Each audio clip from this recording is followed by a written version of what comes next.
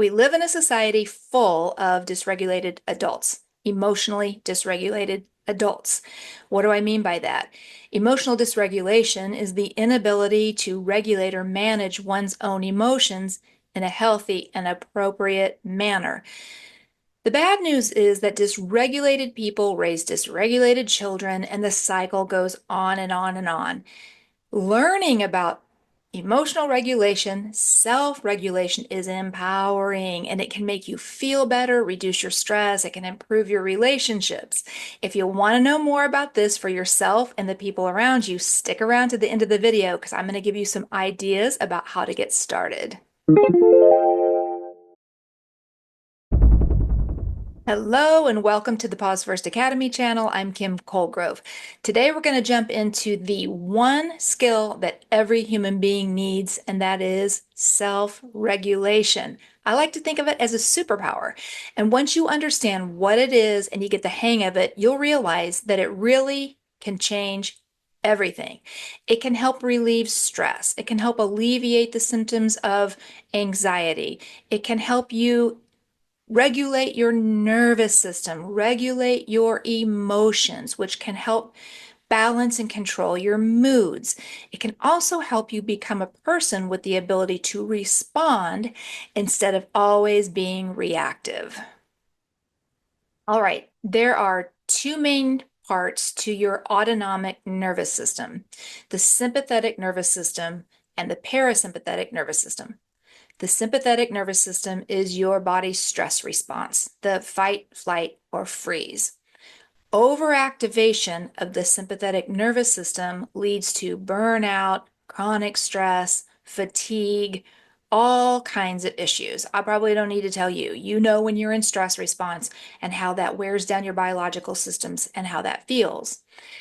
The parasympathetic nervous system is the body's rest, digest, and recover. That's when your body calms down. That's when you feel more at rest and more at ease. Now, did you know that you have the power and the ability to help shift your system from that sympathetic nervous system operating system to the parasympathetic nervous system operating system? You do, and it may be simpler than you think. So it's a really, really healthy daily practice to first become aware of your stress levels, and second, to do something about it, to choose some exercises and personal practices daily to help regulate your nervous system on a regular basis. Why? It's great to do it in an acute manner. So when you're really stressed out and you just need a little pocket of stress relief, it's great to pause and use some deep breathing or something to regulate the nervous system. But what's even better is to use practices like this regularly because there's an exponential benefit. This ability to balance and regulate the nervous system and being able to feel that, sense it, to know that you've shifted in any given moment, that you need a little stress relief, that's great. But over time, that sort of becomes like second nature. If you practice it regularly, it's like anything else. If you practice it regularly, it will become your go-to. Like you won't even have to think about it. I hope that makes sense. It's like any other habit, any other practice or exercise. The more you do it, the easier it gets.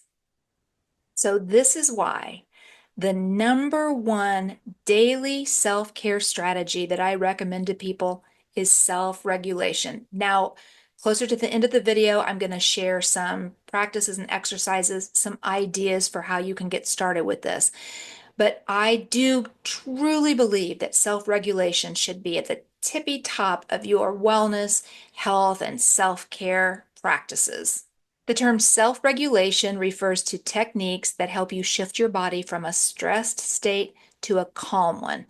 Also, self-regulation can lead to co-regulation. That's not something I'm going to dive into today, but it's something that I can talk about more later. If you'd like me to do a video on co-regulation, drop that down in the comments and I'll put that on the list. It has to do with you developing the ability to self-regulate and how that impacts others. This is fantastic for anyone who works with other people. And I know my audience is filled with people who serve others. So whether it's patients or clients or whatever that is, or your spouse, or the sibling you don't get along with very well, or one of your children. Like, it's very useful in a lot of different settings. Once you develop the ability on demand to regulate your emotions, to self-regulate and become that person who's more responsive and less reactive. There's there's this natural a thing that happens between humans where that helps to regulate the other person without you saying a word. So we can talk about that down the road. If you're interested, let me know. Before I move on and give you some tricks, tips, and tools to help you get started with self-regulation, I'd like to just chat about it for a second here. So I'd like you to take a deep breath here and think about this for your own life. Maybe think about what's going on in your life right now or what's been going on in the past month or so. Think about what you're dealing with in your personal life and at work. And then I'd like you to think about this self-regulation stuff. Think about when you become really stressed and overwhelmed and flooded and what that feels like, what that does to your body. Maybe your heart rate increases. Maybe you feel your heart pounding in your chest. Maybe your shoulders get tight. You clench your teeth. Maybe your neck or your face gets red and flushed. Um, Maybe you get a headache. We all have different stress responses, but one thing that's pretty common is that when we are really stressed out, we don't think clearly. We don't make our best decisions. And sometimes we do become that reactive person instead of the responsive person that we'd like to be. So just take a moment here and think about yourself and your life and think about how empowering practicing self-regulation on a regular basis might be.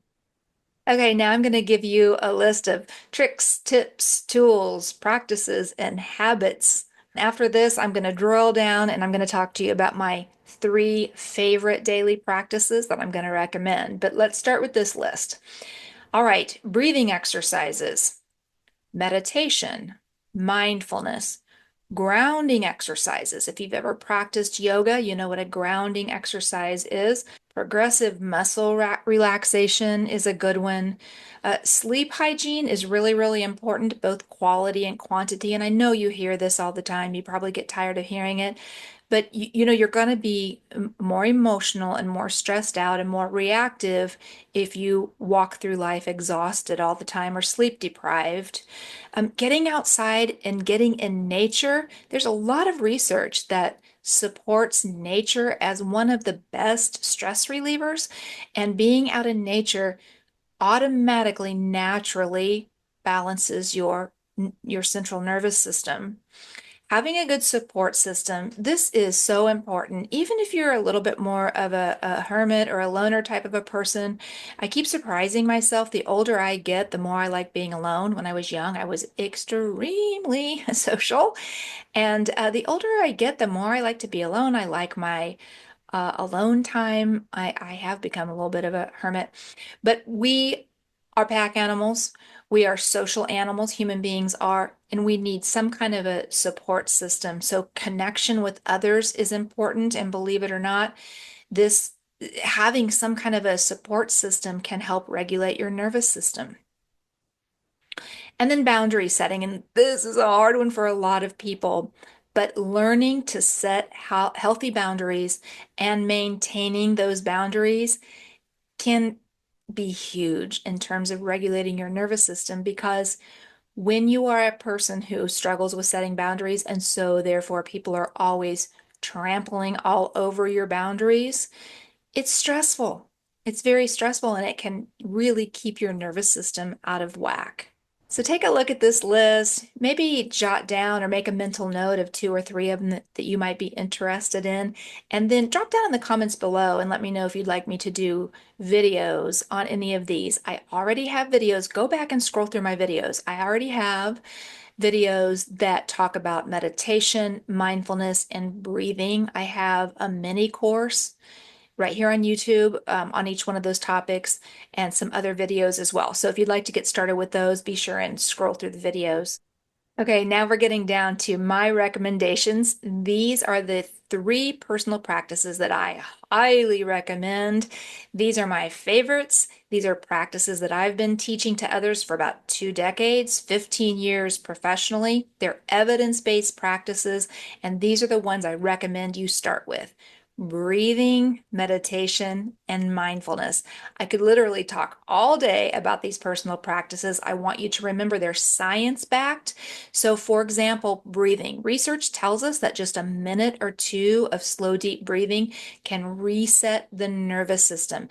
It dials back that stress response, the sympathetic nervous system, and engages the parasympathetic nervous system. Remember, that's the body's rest, digest, and reset, recharge.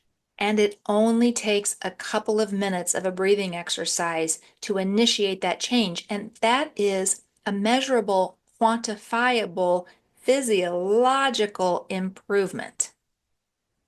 If you're ready to learn more about these practices and you're ready to get started, I've got you covered. I have all kinds of ways to help you connect with these personal practices and learn how to use them. So like I said, go back through my videos. There's a bunch of stuff in there that you might want to take a peek at that you can learn from. If you're ready to really learn about meditation, I would love for you to go over and check out my brand new free mini course called Meditation 101. It's over on Pause First Academy. Doesn't cost you a penny. It's a very short, simple, I think it's maybe a dozen slides or something like that. And in that video, I'm introducing meditation to newcomers, beginners, skeptics, or anyone who kind of needs a meditation reboot. I'm really talking about the evidence-based benefits and the science behind meditation over there.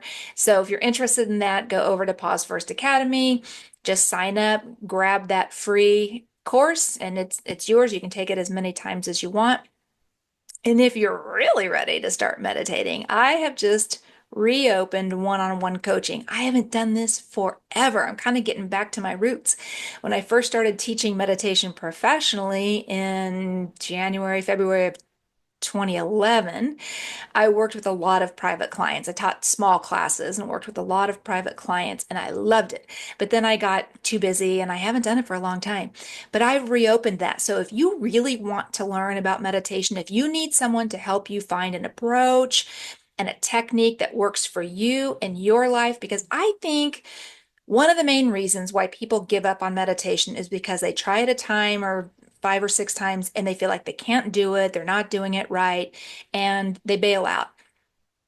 I think it's almost always because they haven't found the right teacher, the right approach, the right technique, the right way to use meditation so it will work for them, their learning style, their lifestyle. So if you want to learn how to meditate and you'd like to work one-on-one with me, I'd love to work with you. So just go over to Pause First Academy and you can sign up for one of those one-on-one coaching sessions. All right. Well, that's all I have for you today. I love doing these videos and I appreciate your time. And if you've hung in there to the very end, thank you so very much. I really appreciate you. I guess I'll see you around next time. If you haven't subscribed yet, please do, and drop me a comment if there's anything you'd like me to talk about on one of my future videos.